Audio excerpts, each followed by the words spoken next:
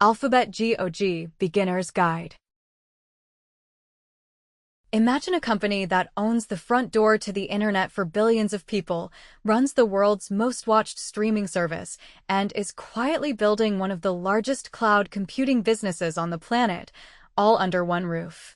That's Alphabet, the parent company of Google. Quick reminder before we dive in, this is an educational walkthrough of what the business does. We're not giving you a buy or sell call here, just helping you understand the company itself. So, what does Google actually do? Alphabet runs three main businesses, and the easiest way to think about them is by their size. The biggest, by far, is Google Services, which brought in about $89.6 billion in a single quarter and makes up roughly 82% of the company. Inside Google Services, the star is Google Search, which on its own pulled in $60.4 billion in that quarter, more than half of all of Alphabet's revenue. Search is what you'd guess. It's that little box where you type in a question, and Google shows you ads next to the results. Advertisers pay Google every time someone clicks. Sitting next to Search inside that same services bucket is YouTube advertising, which brought in $9.9 billion. There's also a piece called Network that's ads Google places on other people's websites, and then the subscription and device piece, which includes things like YouTube Premium, YouTube TV, Google One Cloud Storage, and Pixel phones. That subscription bucket alone is about $12.4 billion a quarter, and Alphabet now counts 350 million paid subscribers across these services. The second business is Google Cloud, at about $20 billion a quarter, or 18% of the company. Cloud means renting out computing power and software to other businesses.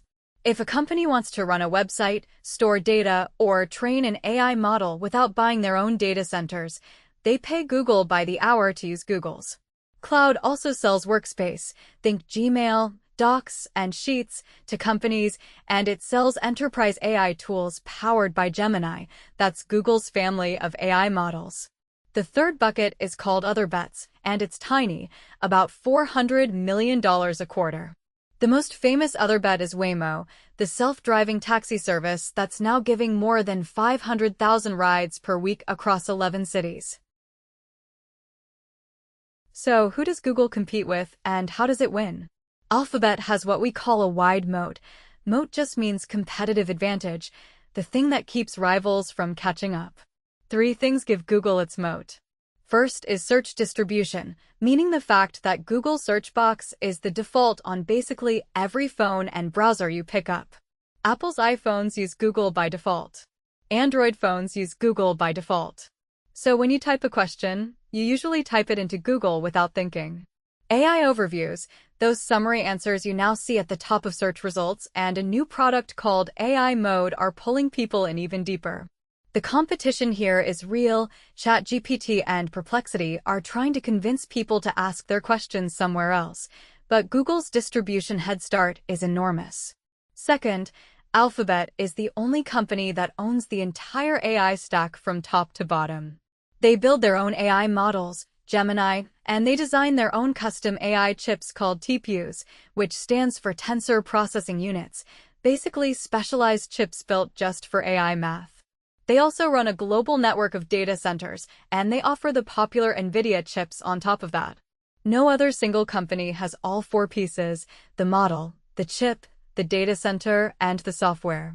That stack now processes more than 16 billion AI tokens every minute, and Cloud has a backlog, meaning signed customer commitments not yet delivered, of $462 billion. Third, Alphabet owns a connected family of products with what we call high switching costs, meaning, once you're in, it's annoying to leave. YouTube has been the #1 streaming service in the US for 3 years running. Android, Chrome, Gmail, Maps, Google Photos, you use them all together, and most people never even think about switching.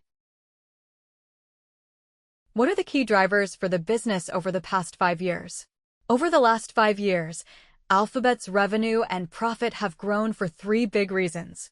The first is that search didn't just survive the AI wave, it got stronger. 5 years ago, search brought in about $32 billion a quarter. Today, it's $60 billion a quarter, nearly doubled.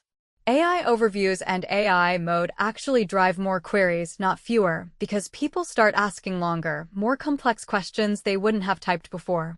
Retail, finance, and health categories led the most recent growth. The fear that AI would kill Google search, that hasn't happened. Instead, Google folded AI into search and used it to monetize, meaning turn into ad dollars, a whole new layer of questions. The second reason is the dramatic turnaround of Google Cloud. 5 years ago, Cloud was around $4 billion a quarter and losing money.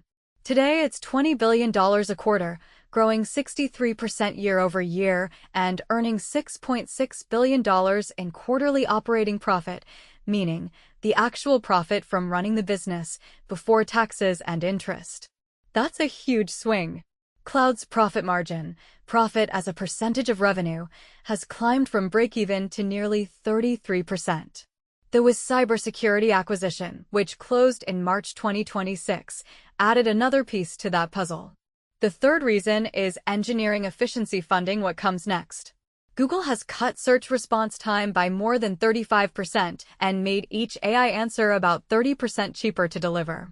Those efficiencies are funding a giant capital expenditure, CapEx for short, meaning money spent on building data centers and buying chips, of $180 to $190 billion for 2026, roughly double the prior year.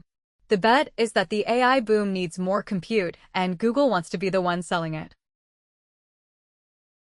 To wrap up, so at the end of the day, Alphabet is 3 businesses stacked together: a giant advertising machine built around search and YouTube, a fast-growing cloud computing business selling AI tools to enterprises, and a small portfolio of moonshots like Waymo.